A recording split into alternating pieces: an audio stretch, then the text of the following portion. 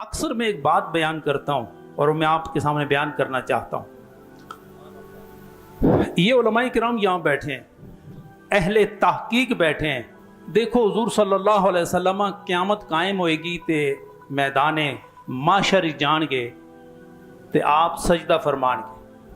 ये पता है सारे हुजूर सजदा फरमान गए ते आखिरी अल्लाह ताला इरशाद फरमाएगा इरफा रासक या मोहम्मद इशफा तुशफ़ा। सोने सारी जिंदगी मेरे सामने सिर झुकान वाले आज कयामत वाले दिन तू सुर सिर सजदे विच रख के ते मेरी अजमत दा डंका बजाया दुनिया विच भी ते हुण भी सिर चांदा जा। जिस दी शफात करवाएगा मैं हर एक दी शफात करने वास्ते तैयार। अच्छा हुण गल जरा सुनियो,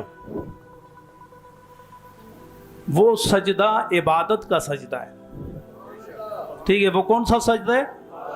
और मदीना मुनव्वरा से चलेंगे माशर में जाके बराह रास्त सजदा करेंगे।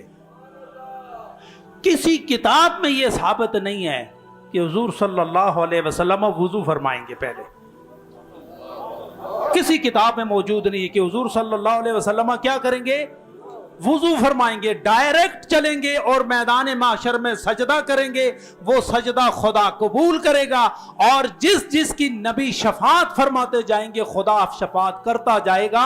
अब इस पर मेरा सवाल ये है कि अगर नबी वुजू नहीं करेंगे तो फिर मानना पड़ेगा कि ये वही वुजू है जो मदीने की सरजमीन में जिंदगी के आखिरी लम्हात में फरमाया था।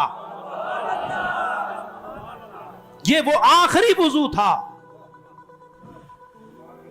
मेरा और आप का वुजू, हम थोड़ी देर के लिए सो जाएं तो हमारा वुजू टूट जाता है, ऐसा ही है कि नहीं? और जब बंदा मरता है तो आप उसको वुजू भी कराते हैं, गुस्ल भी कराते हैं, ऐसा भी है कि नहीं?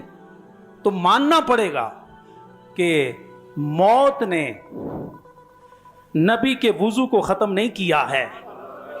अगर मौत ने नबी के वुजू को खत्म नहीं किया है तो फिर यह भी मानना पड़ेगा कि मौत ने नबी की हयात को भी खत्म नहीं किया है।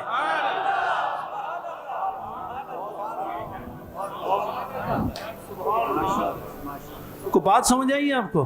तो जब नबी की हयात को खत्म नहीं किया तो हमारा अहले सुन्नत व जमात का यह अकीदा है कि जमीन के ऊपर रहे तो मेरा नबी जिंदगी तकसीम करने वाला नबी है, और 2 फुट नीचे आ जाएं तब भी मेरा नबी जिंदगी तकसीम करने वाला नबी है।